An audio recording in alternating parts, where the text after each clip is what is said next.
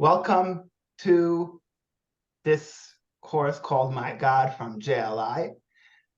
JLI, I think most of you, is your first time ever coming to a JLI course. It stands for the Jewish Learning Institute, and it's an institute based in New York, which develops many different courses and many different Jewish topics. And they have, I think, 400 chapters throughout the United States and the world. And they literally have thousands of students and thousands of people around the world are taking this course. So you are joining a large community today. Now, usually they make multiple different courses. You might see that this year we have another 2 courses after this. And usually they're on niche Jewish topics. Like, for example, the upcoming course is about different Jewish authors. One of the courses last year was about anti-Semitism. The course at the end of the year is about astrology. But this course that we're doing today is a little heavy and a lot more philosophical. It's about God, which is usually not such a friendly topic. So thank you for being brave enough to join.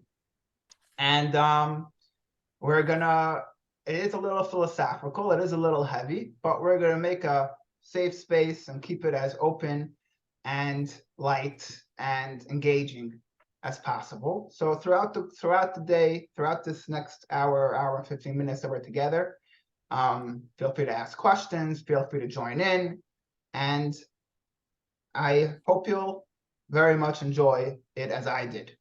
Now, the course is called My God, and we're gonna ask throughout the next 6 weeks, we're gonna ask 25 questions about God. Now, let me throw this out there that the basic premise for this course is that God exists. We're not out with these questions to prove that God exists. That's something which everyone has their own journey, and everyone has their belief. But once we have the premise that God exists, these questions are about this God that we believe in. So that's just one foundation you should know about the style of the questions coming up. It's not if there's a God, it's not doubts, rather it's a curiosity about the God we believe in. And this is something, they say, this is something which is really innate to all Jews. Like they say the story about there was this Jewish atheist who was very much an atheist, and he wanted his children to also be atheists. So he didn't want to send them to a Jewish school. He also didn't want to send them to a public school because he didn't like the level of education. So he did some research and he found that there's this Catholic school which offers a great education. And that's what he did. He sent his son to the Catholic school. After a few days, son comes home and starts telling his father, "Dad, I heard about the Trinity. There's a Father, a Son, and a Holy Ghost." And the father says, "Listen," stops him. He says, "Listen, son, listen closely. There's one God, and we don't believe in him." So that's a joke. So even a Jewish atheist knows about this one God.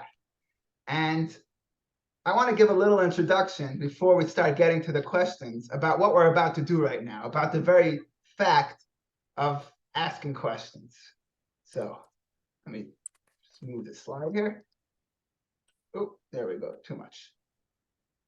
So the first Jew was Abraham, and he was the one that really innovated the idea of a single, omnipresent, invisible God. Before Abraham, for many thousands of years, people were serving different idols. They were serving the sun, the stars, the moon. Abraham started this radical idea that there's this God, and he is okay. Oh, perfect. We have Marjorie. There's this God. There's one being, and he is the deity, the God.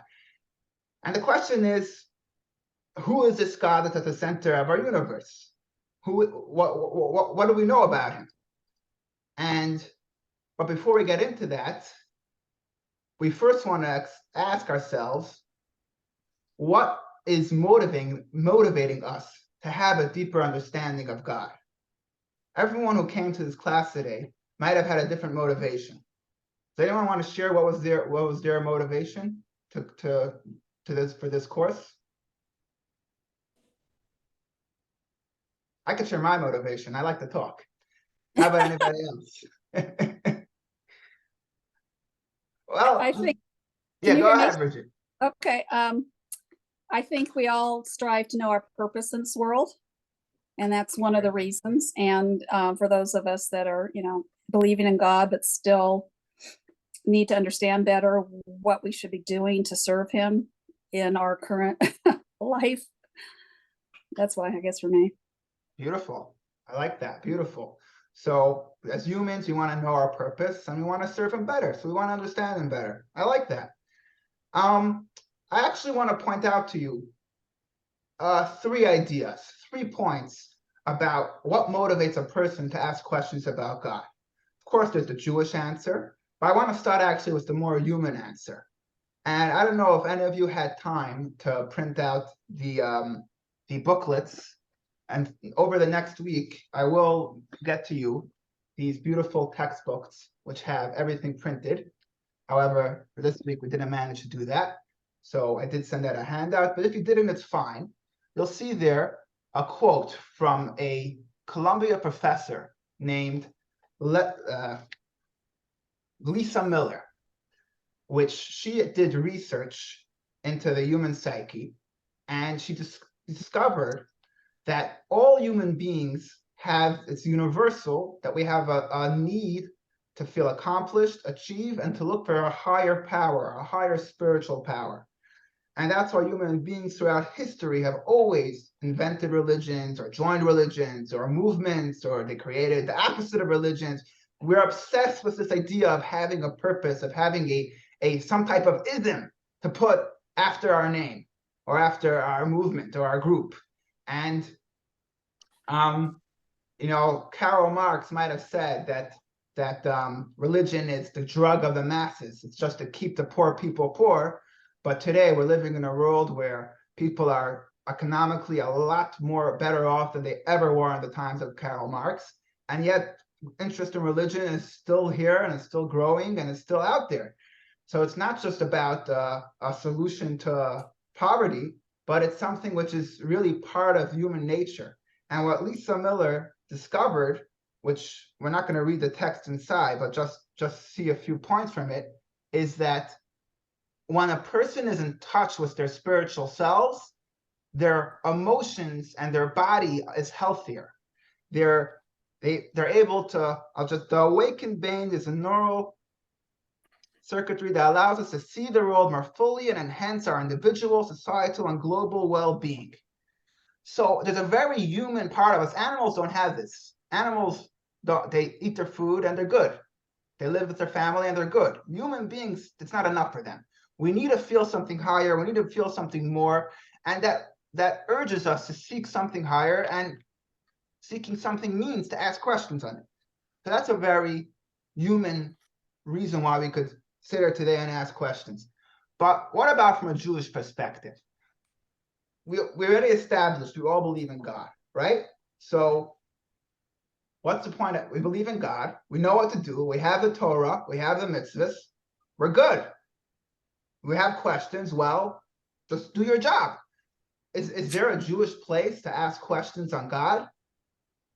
Do we need to just have simple faith and tell ourselves, push it all down, and tell ourselves that we're okay.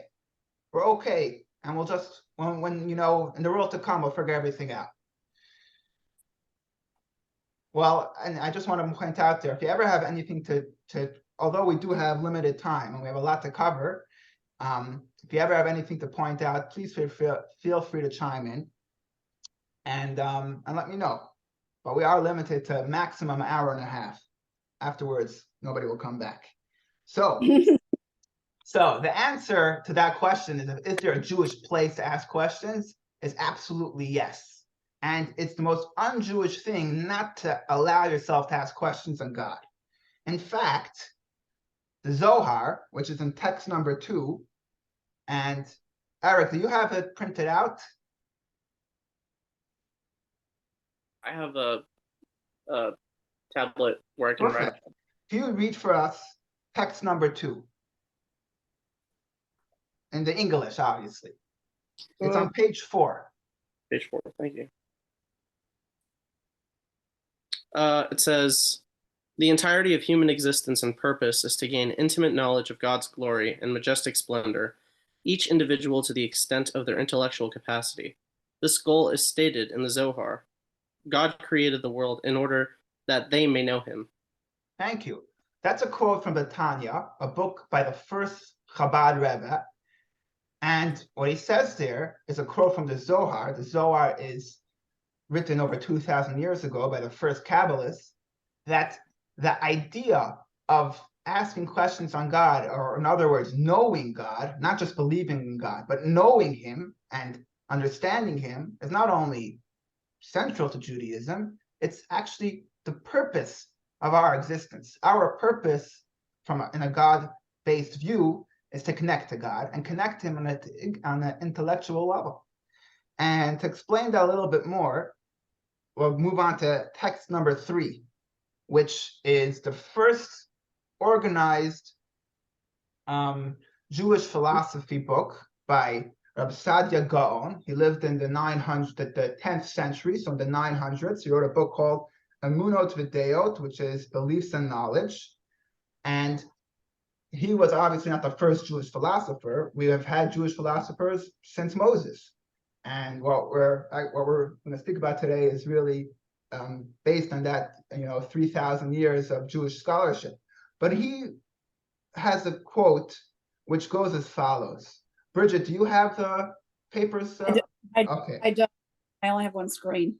All right. Does anyone else have those papers? That's fine. I'll read it. He says as follows. We engage in philosophic and intellectual probes of the principles of our faith for 2 reasons. First, to intellectually confirm that which we already know, having been so informed by God's prophets. Second, to empower ourselves to respond to those who take issue with our beliefs.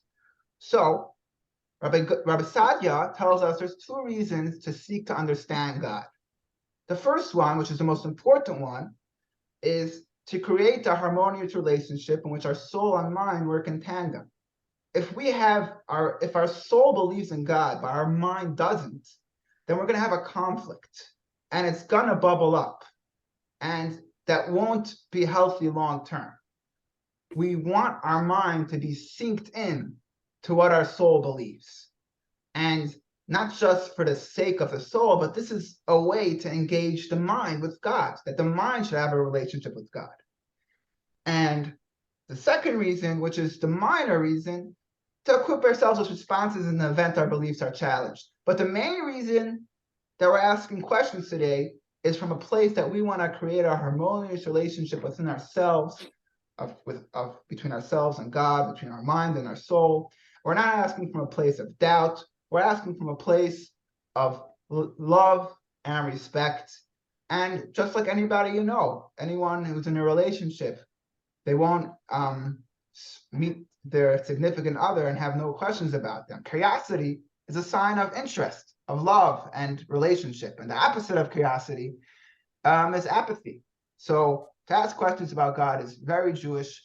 And even if the answer to the question is, I don't know, or the answer is something we're going to offer today, we're going to speak about 4 questions today. And by the way, I didn't say this before, but this course is unique in the fact that every question and answer is a standalone topic. So if you miss a class, or you miss a certain part of the class, we're starting over at every single question. Every question is opening to a new topic. So it's really like 25 different topics in one course. So we're going to ask 4 questions today. Hopefully we'll have time to get to all of them. And these questions all stem not from doubt, but from love and respect. And it's a loving thing to ask questions about God. And if you have questions, or if you don't like the answers we give today, that's fine. We can't expect everyone to like all responses. But we're going to discuss these questions. So in your textbooks, that's the first figure, or the textbooks that you will get, that's the first figure. about the human reason and the Jewish reason to understand God. And now we could get to the actual questions. And the first question we're going to cover today: what is God? Where is God? How did God come to be? And is God a he or she or a they? So the first question we want to ask is, what is God? And I'll start with a story. There was there's a Ukrainian town called Bardichev, where there lived a Jewish sage. His name was Rabbi Levi Yitzchak. He was one of the great Hasidic masters in the 18th century. And in this town, there was another atheist. Jews have always had atheists. And he was very outgoing and expressive of his views. And one time he met the rabbi of the city, Levi Yitzchak, and he sat down with him and said, I want to share with you why I'm an atheist and what I feel about this cruel, uncaring, apathetic God, which you believe in. And he shared his whole spiel. And at the end, Rabbi Levi Yitzchak said, you know, you and I have something in common. What's that? The God that you don't believe in, I don't believe him in either. So before we have approached God, we have to first ask ourselves, what is God? The God that we believe in, or the God that we don't believe in? And we have to also deconstruct what God isn't. To know God is first to know what God isn't. And this is actually something which is showed to us by the first Jew, and we'll see about this in the following video. So let me know if you could you hear the sound? No. Okay, let's make sure we're sharing the sound and optimizing for video quick. Okay, Yes. perfect.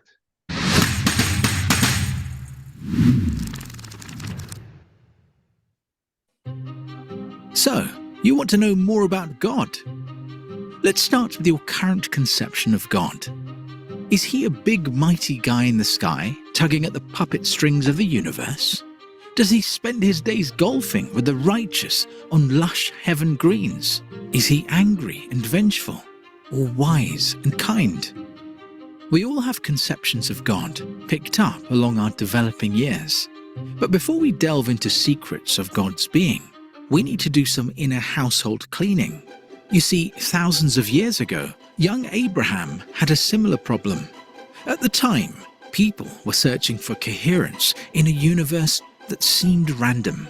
So they devised an elaborate system of multiple powers, who each were responsible for a different function. If you got the rain god happy, you got more rain. If the sun god was pleased, you got more sun for your crops. Then the wise men decided that each god was associated with a figure and shape, an idol that you could conveniently buy from your local idol shop. And these figurines had the power to grant or deny your deepest needs and wishes. Abraham's father Terah had just such a shop, and he made the mistake of asking Abraham to man the sales floor for a day. An old woman walked in. "Young man, an idol, please, for my arthritis. Which of these gods is good for my knees?" "How old are you?" Abraham asked. 60, replied the woman. "You poor thing," Abraham said. 60 years old and bowing down to an object that was made yesterday.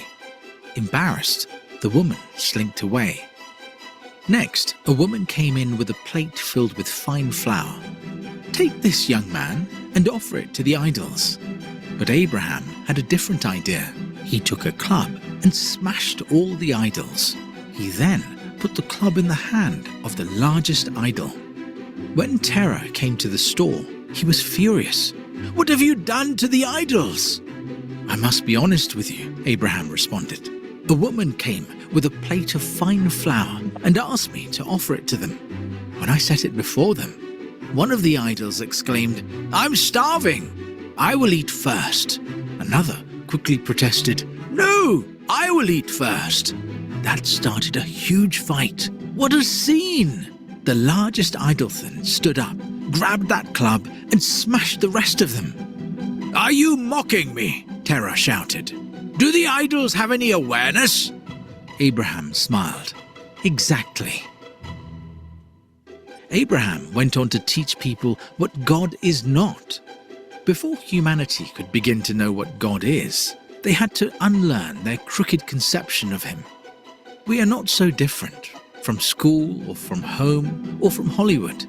We ingest portraits of God that stay stuck in stone, not growing with us as we mature and our intelligence blossoms. If and when we decide we want to expand our understanding of God, we must first do what Abraham did. We have to unlearn before we learn. Before constructing God, we need to deconstruct.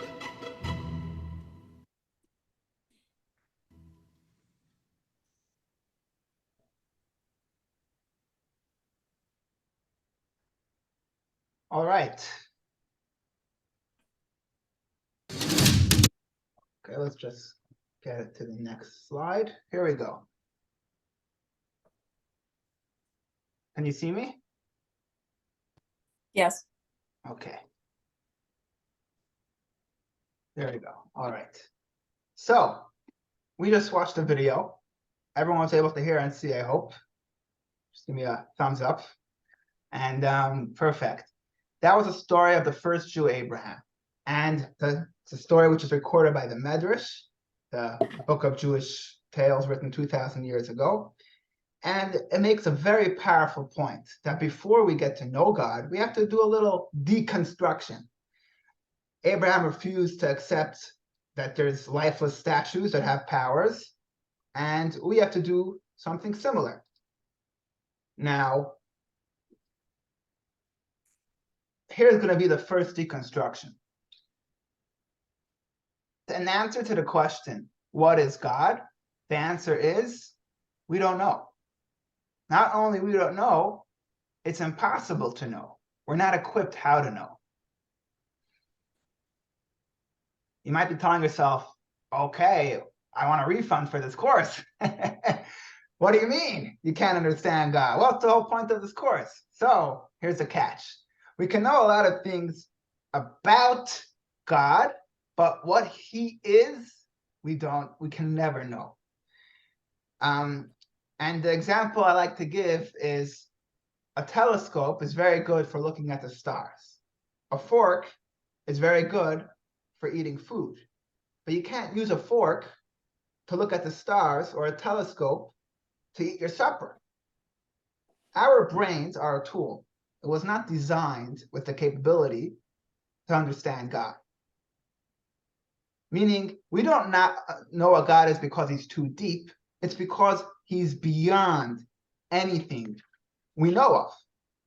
And this is expressed in one of the most common depictions of God. The word that comes to mind to many people is holy. The Holy One, blessed be he. HaKadosh Baruch Hu. What does the word, could anyone want to jump in and tell me what does the word holy mean?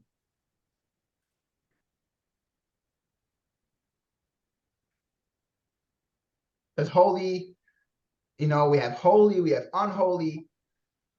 So let's look at text number 5. And Eric, could you help me out here again and read for us text number 5? It's on page 10. This is a quote from the Maharal, Rabbi Yehuda Lowy. He was a 16th century rabbi in Prague, Czechoslovakia, one of the greatest rabbis and sages and authors. And here's a quote. He tells us what the word holy means. Go ahead, Eric. You said top of page 10? Yeah. Our sages purposefully referred to God as Kadosh, the Holy One, because God's truest self is unknowable, detached from and beyond every form of physicality, body, or any other existing entity. It is therefore appropriate to refer to God as the Holy One, for the term Kadosh is used for an entity that is removed. Our sages, in their great wisdom, informed us of this truth, though referring to God as Hakadosh. I think that's how you pronounce it. Yes, perfect. Yeah, Hakadosh Baruch Hu, the Holy One, blessed be he, implying that God is simple and transcends all that exists. They intentionally chose a negative term to refer to God which does not identify what he is, but rather denotes that he transcends all that exists. So holy, thank you very much, Eric. Holy in Hebrew means removed and separated. In fact, the word kadosh in Hebrew can also refer to something in a negative sense, like the certain people which are unpleasant are called kadosh. They're removed from society. The translation of the word kadosh means removed. When we call God kadosh or holy, we mean to say that he's on a different plane. He's removed from our experience. He's removed from he's detached from our reality. In the sense that whatever reality and experience we have, it's not a experience which could grasp him. And that's why when we say, by the way, here that God is simple, we mean simple as in the opposite of complex. Everything we have in this world is complex. It's comprised of a lot of different details. Like an apple is maybe simple, but apple pie has a lot of ingredients to it. But so when we use the term simple, we mean to say something which is not comprised of a bunch of different things, but rather something which is an essence which is beyond and removed from any definitions we have. So this is not something we could understand. But what we could do is we could understand things about God. So like there's this story that there was a group of blind men that went to a zoo and they were shown the elephant. And it was the first time they've ever heard of an elephant. So in order for them to realize what the elephant is, they have to touch it. They couldn't see. So one person reaches out and he grabbed the trunk and he said, aha, it's a snake. Another person felt the hide and he said, oh, this is a wall. The third person felt the tail and said, oh, it's like a rope. They're all right. None of them said anything wrong. But these are all different characteristics of the elephant. It's not the elephant itself. So in a sense, when we're looking for God, we could only describe things about him, but we'll never get who he is. And that's something that we have to recognize about the Jewish God. And in fact, this is one of the reasons, and here's a very good way of thinking about it. God created man in his image, and we returned the favor, and we created a God in our image, trying to push God into our box. But obviously, we can't do that. We're blind in that area.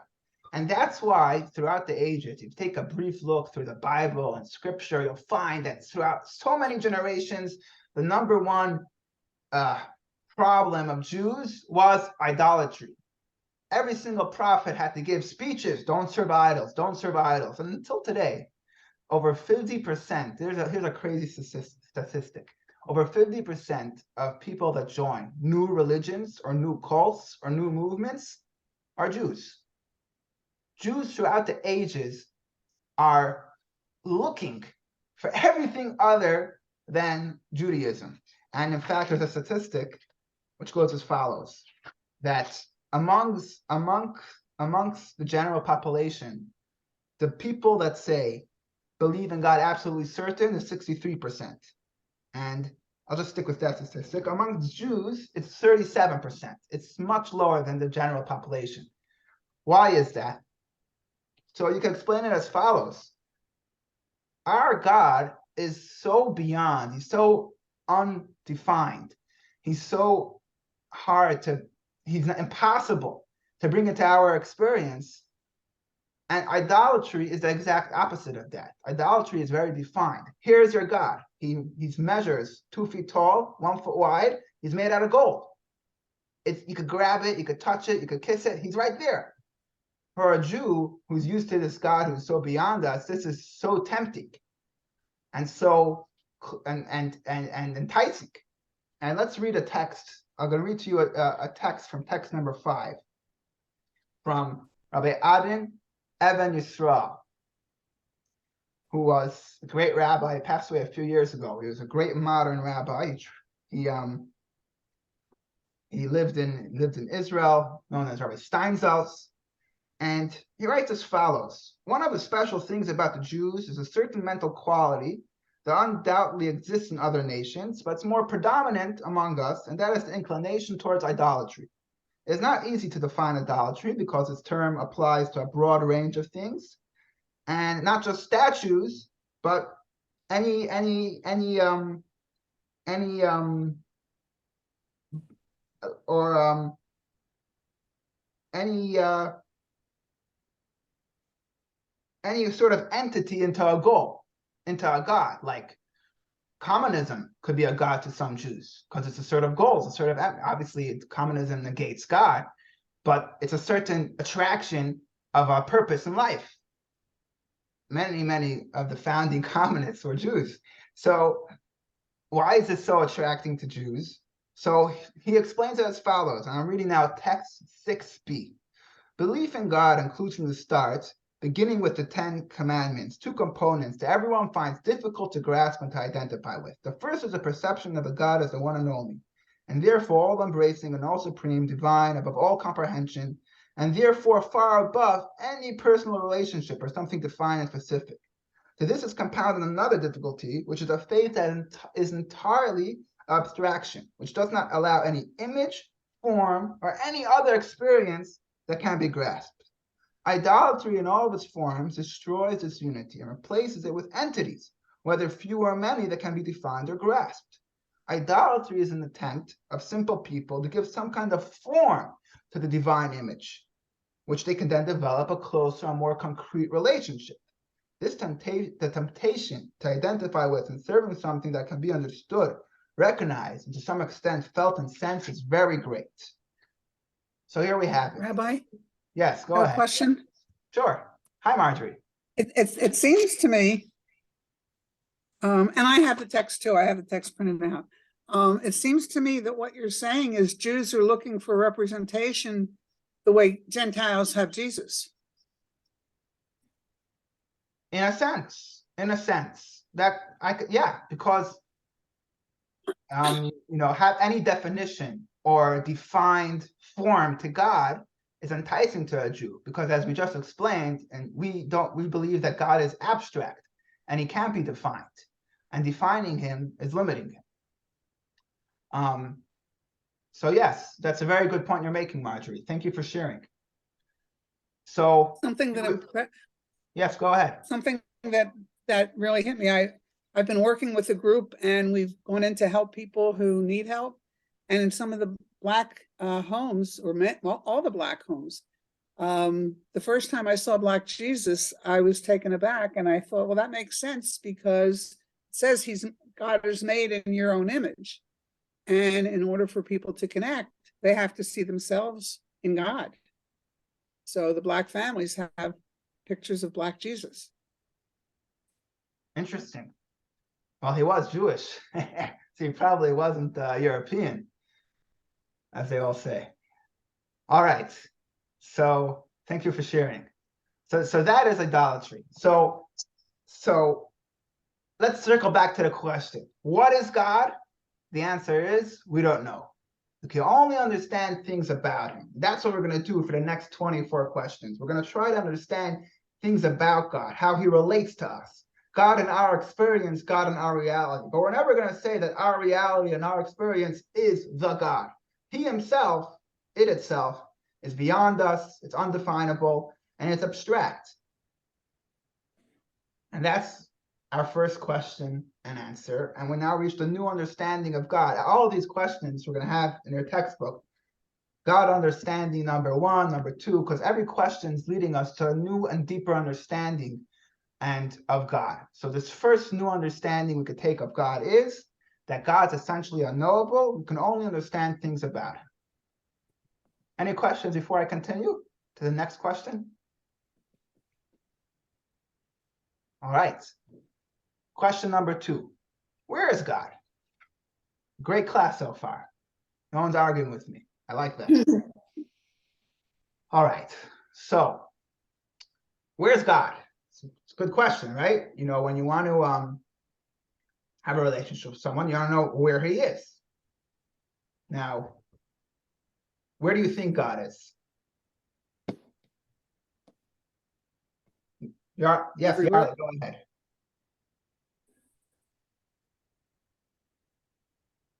I could see your lips moving, but I can't hear you.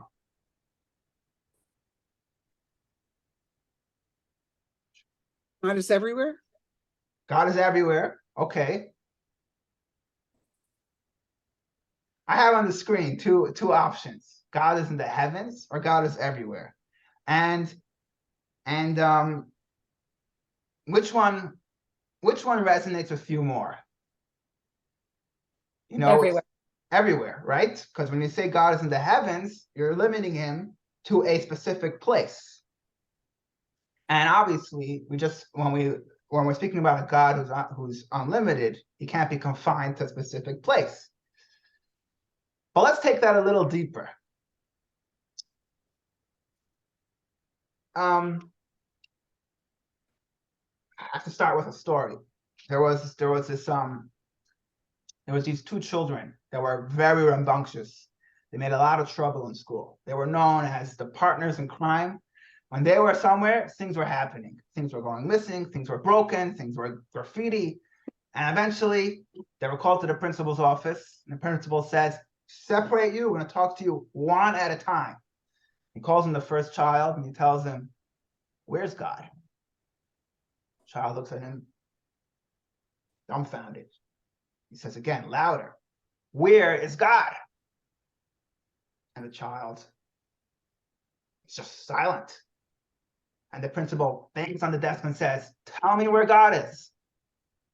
Child jumps out of the chair, runs to the waiting room, grabs his friend and says, listen, man, God is missing and they think we did it.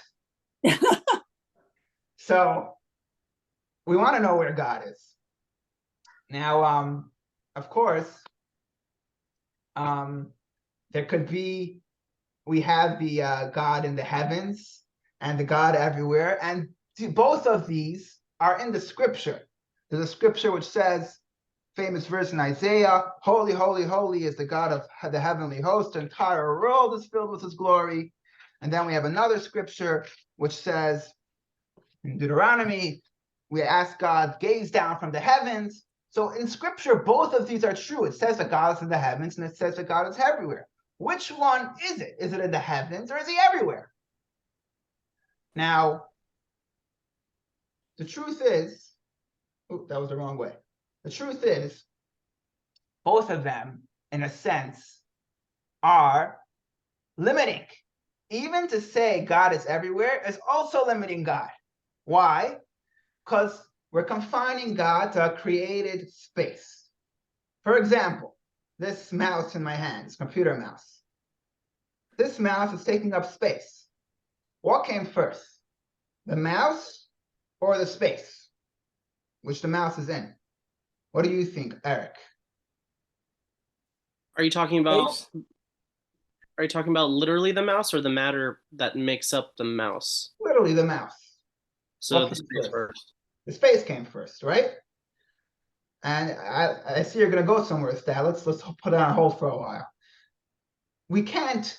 Space is the number one. We have to have space in order to exist. We can't exist without space. We are defined by taking up space, and we're only able to fill up as much space as we have. I could ask you to bring over the glass of water, but I can't ask you to bring over the space of the glass of water, because you can't bring over the glass of water. The space is just there. So to say that God fills up the whole entire space, in a sense, we're saying there's a space, and God fills up the space. So that would be limiting God. So the truth is that one of the names to describe God is the word makom, space. And some of you may be familiar with this if you ever went to a Shiva home. In the Ashkenazic tradition, when someone is mourning, the way we comfort them is we say, Hamakom Yenachem Eschem. May the space comfort you. We're calling God the space. Why do we call God the space? So the Medrash says, we call God the space because God is the space of the universe. The universe is not the space of God. The truth is that God is the space where space is in. God holds the world and enables the world to exist. Just like we can't exist without space, we're enabled by space. space can't exist without God. So when we say, where is God? The truth is, everywhere is in God. It's not that God is everywhere. Everywhere is in God. Does that make sense? We're not saying that there's a space which God fills up. Everything that we know of is held and enabled to exist because of God. So everywhere is in God.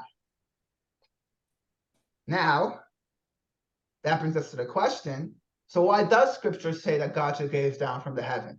Or why do we have the famous saying that God is everywhere? Is that not true?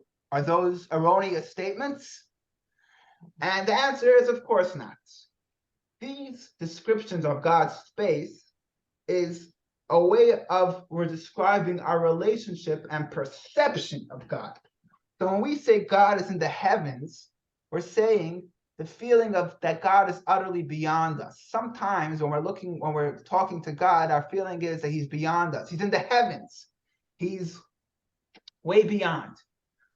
And sometimes when we say God is everywhere, we're expressing that everything we see, God is involved in. Everything we see is an expression of God. God is mindful of even the smallest details of our experience. So both of these are just expressions of our perception of God. And they're very true, and therefore we use those quite commonly in our prayers and in our thoughts. God, our Father in heaven, those are just words to express our relationship, our feelings about God. But the truth is that where is God? He's everywhere. And of course, we can't finish up this topic by bringing in a very important point, which was made by Rabbi Mendel of Kutz, a 19th century Hasidic rabbi, that he was also asked, where is God? And his answer was, God is where you let him in. That's where God is. And that's another perspective of telling us where is God. God is where he's allowed in, where we make space for God in our lives. When we make in our lives space for God, and we tell ourselves, this is where God could be, that's where he is. Is God just, for some people, that's just in a synagogue once a year. For some people, they let God in every moment of their life. And we have to ask ourselves, where is God in our lives? Where can we let him in? Where can we let him be? Where are we allowing him to be present? So God is everywhere. Everywhere is in God. He's open. And we have to open up ourselves and let him in. If he's everywhere and everything, wouldn't he still be there even if we're not actively letting him in? Of course. I mean, he would still be there. We're just not acknowledging him. Exactly. He everywhere is in God, and therefore nothing of us can change that reality. But our perception and our relationship with him is where things can change. Our perception and our experience could be that we don't allow him into our lives, or like he was correctly, or but that won't change the fact that God's aware with you. Or we could make a choice to allow God into our lives. That's a very good point, Bridget, and thank you for sharing that even if we don't allow God into our lives, but the reality is he's still there. Because, like we said, everywhere is in God. That concludes the second question. And the new understanding we now have of God understanding number 2, is that God is the context of space that encompasses all of existence. Now we're going to go on to the third question, which is, I think, the hardest point of this today's lesson, which is, how did God come to be? Right? It's a very good question. Where did God come from? And the premise of this question is as follows. One of the greatest proofs that God exists, we're not proving now that God exists, but one of the greatest proofs of God's existence is the existence of the world. The world exists, and it's complex, and it's beautiful, and it's deep, and there's so much intricate details to the universe, and it can't just exist without a creator, right? You wouldn't walk down a street in Atlanta and see a skyscraper or Mercedes-Benz Stadium and say, oh, Mercedes-Benz Stadium, it just appeared, it just exists. They'll be asking, where did this stadium come from? Who built it? Who was the architect? And when you're in a relationship with someone, you want to say my girlfriend or boyfriend just appeared. You want to know who are their parents? What's their mother's maiden name? What's their grandmother's maiden name? You want to know everything about them. So if the world exists, there must be a creator, which is God. But that immediately has a follow-up question. Well, if God exists, who created him? What's the cause of God? And whatever that cause is, why isn't that God? And if you're going to answer this question by saying God doesn't have a cause, then maybe the world doesn't have a cause or creator either. So it's a deep question. If the world has a creator, then God should have a creator. If God doesn't have a creator, why should the world have a creator? This is a question that's asked by several Jewish philosophers. And there's actually a story told about Stephen Hawking, great, the great professor. He wrote in A Brief History of Time, he said a story like this, that there was a well-known scientist that was giving a lecture on astronomy. And at the end of the lecture, a little old man gets up and says, listen, this is all rubbish. The world is supported, it's a flat plate, and it's supported on the back of a giant turtle. Okay, the scientist said, okay, let me humor this guy. So he said, sir, I hear your thoughts, but I have one question. What's the turtle standing on? So the man said, the turtle is standing on the back of an even bigger turtle. So the scientist said, okay, well, what's that bigger turtle standing on? And the person said, there's turtles all the way down, okay? There's just turtle and turtle and turtle. And obviously that's a ridiculous statement. But sometimes it's that we get caught in this trap when we try to think about God, what created God and what created that and what created that and what created that. So we have to now try to find the explanation how there could be something which exists without a cause. So let me ask you as follows. Eric, who invented the iPhone? Eric, do you know who invented the iPhone? Oh, Steve Jobs. Steve Jobs. Steve Right. Yarli, or Anissa, who invented the light bulb?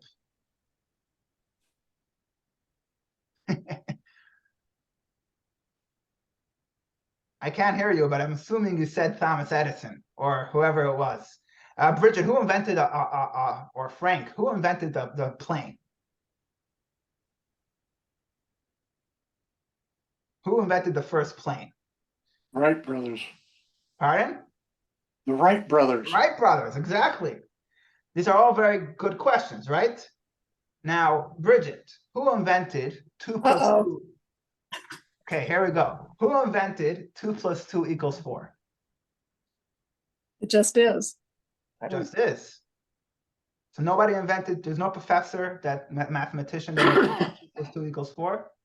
I guess God did. God did? He created it. So what did I just illustrate for you? That even in our experience, there's certain ideas that just exist. They're reality. They can't be created. They can only be discovered.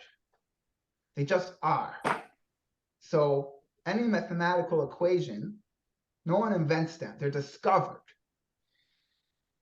So this is an existence which exists without a creator. In a similar vein, not totally similar, but in a way similar, is God.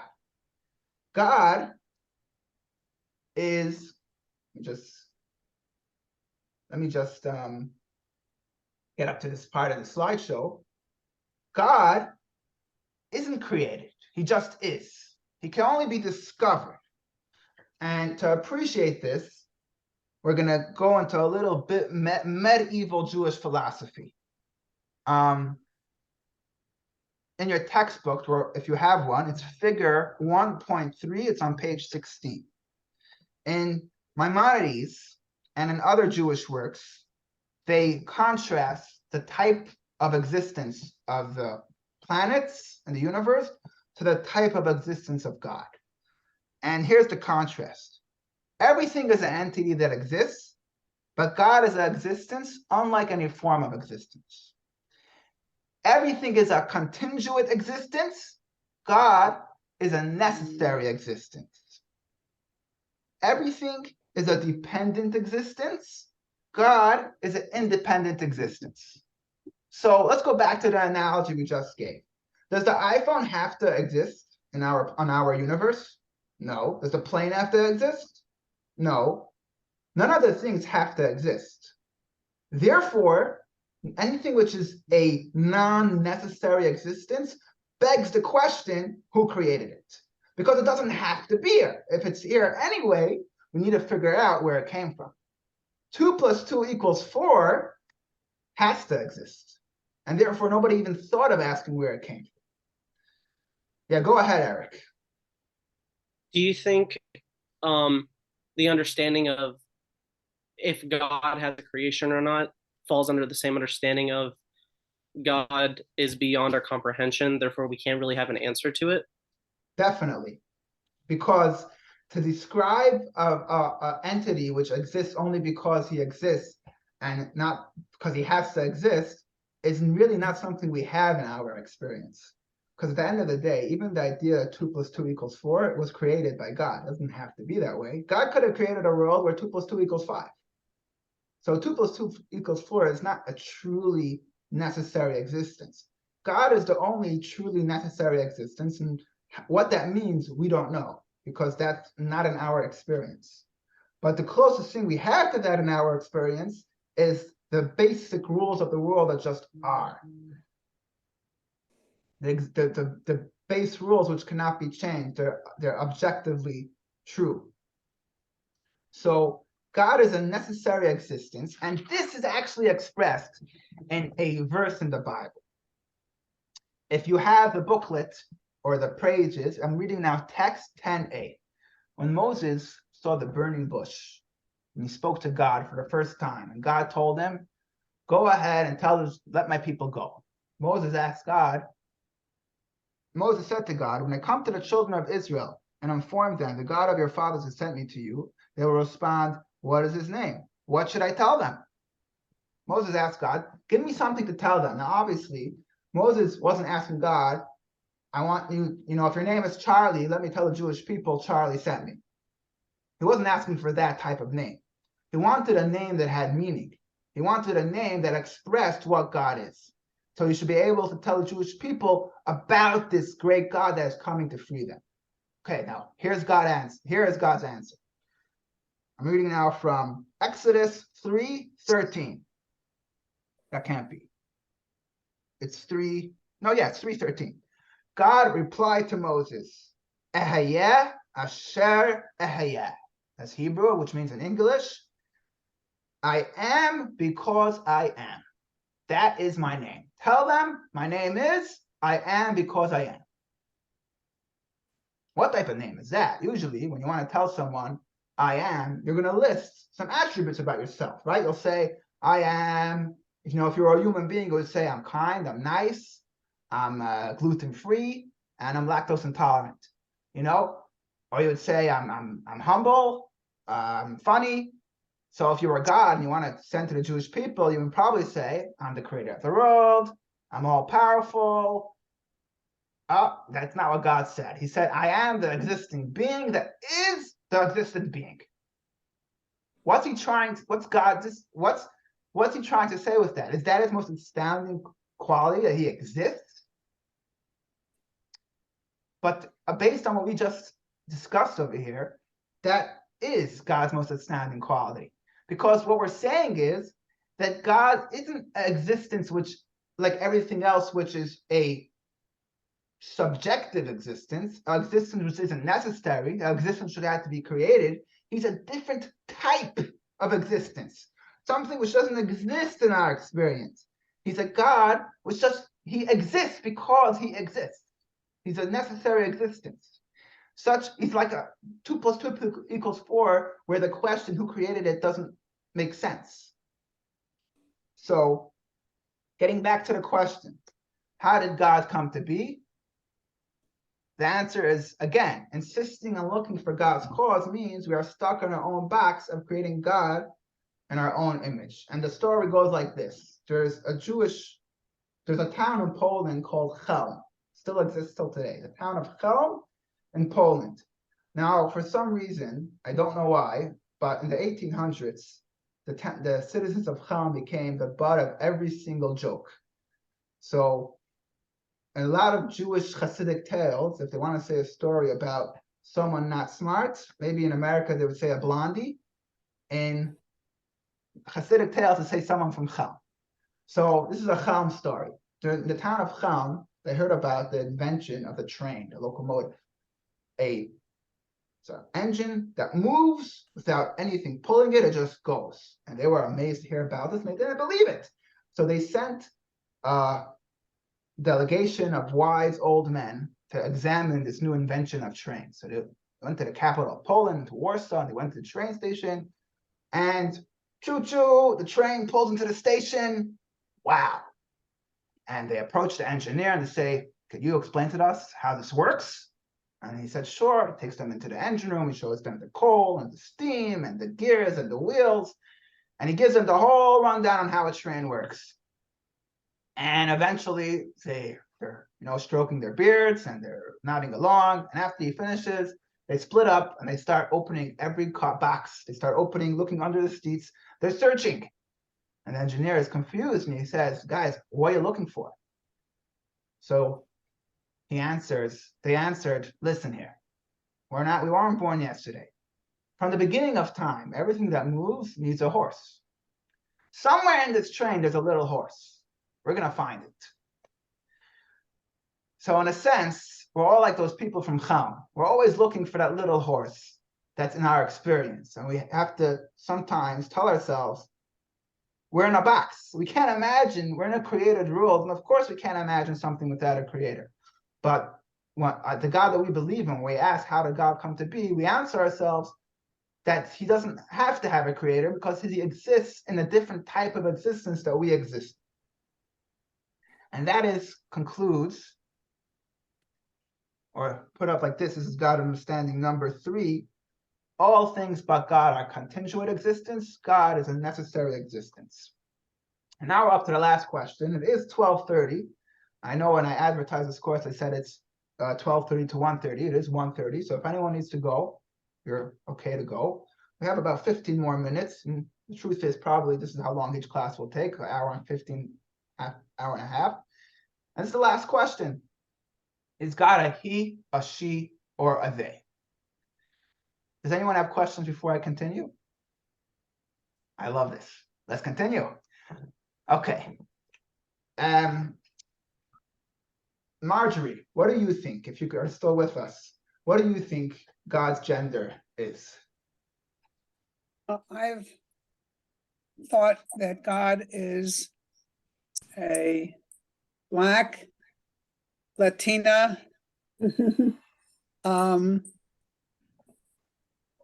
lesbian. Okay. All right. Yarli and Anissa, what do you think?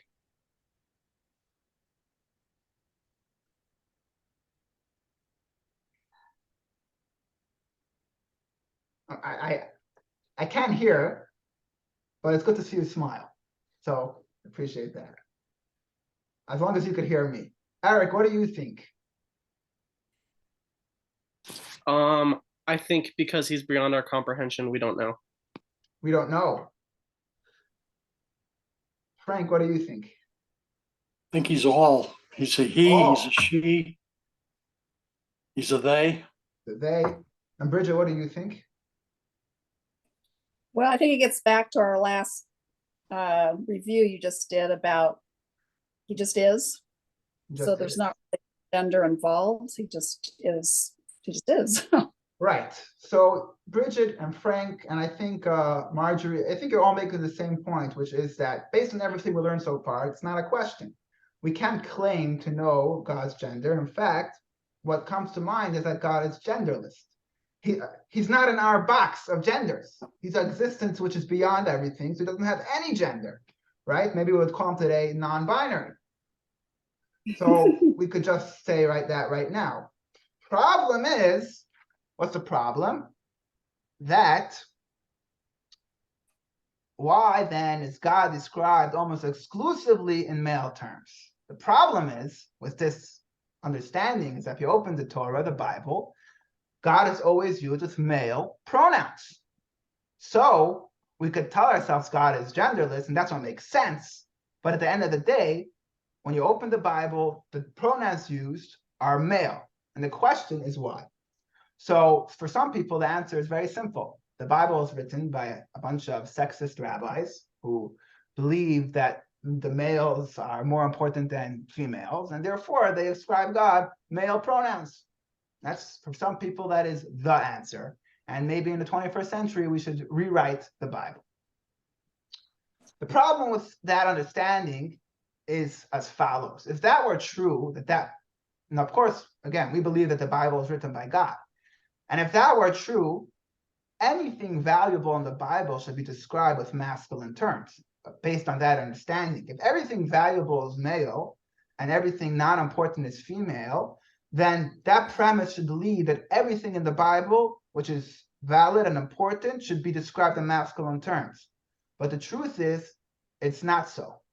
We're going to now say a list of different entities which are very important in the Torah, which their pronouns are feminine in Hebrew, starting with the Jewish nation. The Jewish nation is always referred to in a feminine way. In fact, the whole book, the Song of Songs, the Jewish nation is called a woman. And throughout Scripture, in many different places, the Jewish nations is referred to as a woman, as a girl, as a young maiden. That is one of the greatest descriptions of Jewish nation. I don't think it's ever referred to as a man. And the words, and then the Torah. The Torah in Hebrew is always used with female pronouns. The neshama, and just as a point, in Hebrew, anything which ends with a is female. So Torah, neshama, divine human soul. The land of Israel is always referred to as a she. The Shabbos is always used with female pronouns. So all of these things have female pronouns. So I think we could agree that assigning male pronouns in the Torah is not a symbol of value, because there are many other valuable things which have female pronouns. So let's try a different answer. A different answer is that all nouns, unlike English, in the English language, we have he, she, and it. However, in Hebrew, there's no word for it. And other languages are like this as well. I don't know, I think French is like this, and I think, correct me if I'm wrong, Spanish, that not only, in English, only pronouns are female or male, but in other languages, every single word is male or female. Every adjective could be used in a male or female way. So, and the same way is in Hebrew. So there's no word for it. So you always have to choose he or she. So therefore, maybe we could say that the reason why the Torah describes God with male pronouns is because we anyway have to choose one. So he just chose male and he decided to be consistent with it. That's another answer. Well, anyone wants to share any thoughts on that answer? I think it's not such a good answer because it's a little cop-out. The Torah is exact. Nothing in the Torah is by chance. Everything has a deeper meaning. And also, we could have chose for the same price feminine terms. Why do we constantly refer to God as male? So, to understand this, let's first correct something. So before we said that God is maybe non-binary, he's genderless. But the truth is, we have a verse from Genesis that tells us what is the image of God. It says God created the human in his image, male and female, he created them. What does that tell us? That God is both. He's intersex.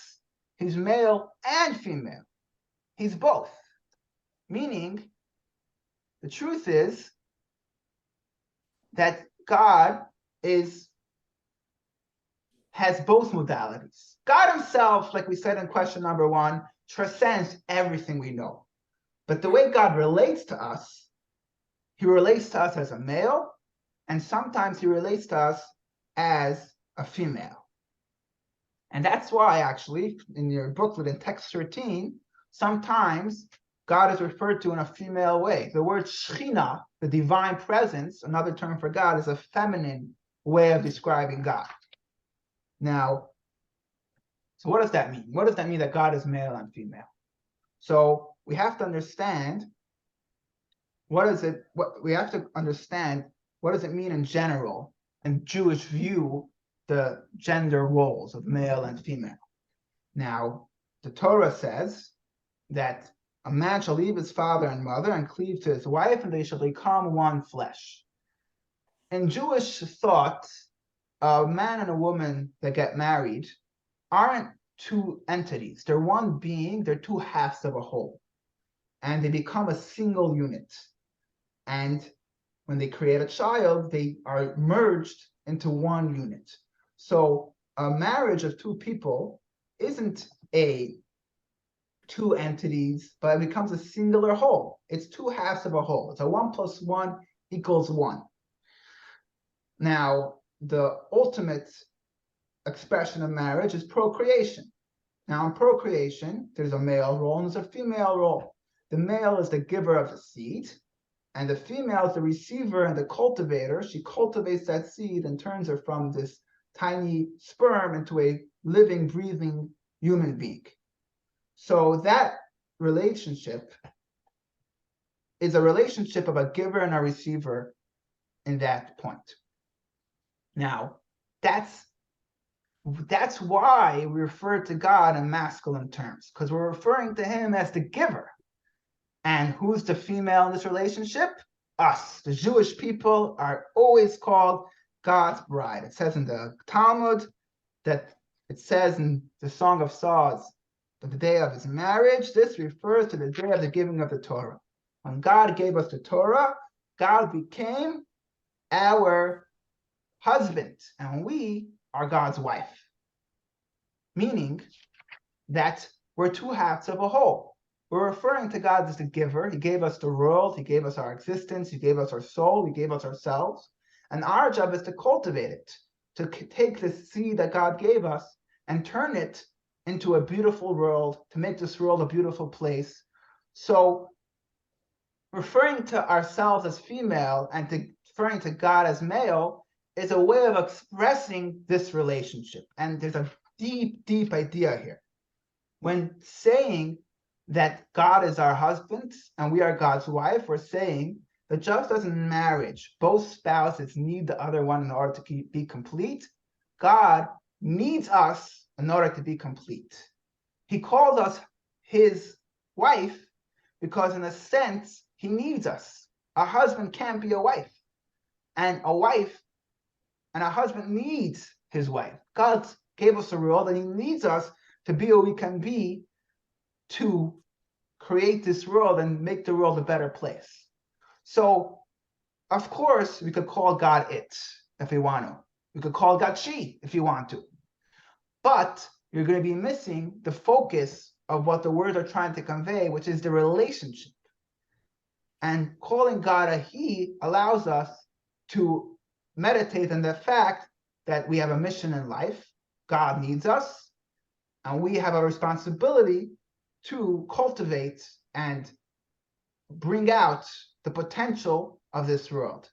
So, of course, we could call God it, we could call God she, but try calling your spouse it and see how they react. They might not like it. So calling God a he is, so this brings us, and this concludes to our questions, God a he, a she, or a they. God is neither male nor female, but God manifests in both male and female modalities, or any other, and he allows, and we use the male terminology to describe our relationship with God. All right, this concludes today's lesson, the basics. We answered those 4 questions. And next week, we're going to go into his nature. We're going to ask, we're going to speak about these questions. And I hope you join me next week, where we speak about whether God has feelings, can God communicate with human beings? Is it correct to presume that God always acts logically? And why does God have so many names? And why did, throughout this course, whenever we refer to God, we use a hyphen? Why did we do that? So that will be next week. Thank you all so much for joining. I hope, even if you didn't agree with everything we said today, thank you for listening so respectfully. You're a great audience. And over the next week, I'll be reaching out to you to bring you this book. I'll just drop it off outside your porch. It's a great book to have in it. There's the text of everything we discussed today, and also some fascinating additional readings to read up on some more ideas. For example, there's a reading about proofs for God existence, the strength of tradition. We spoke about how there's masculine and feminine throughout Judaism. There's other modalities of that. This is something each of you will receive. And I'll also send you a recording of today's class. And have a great rest of your week. Thank you very much.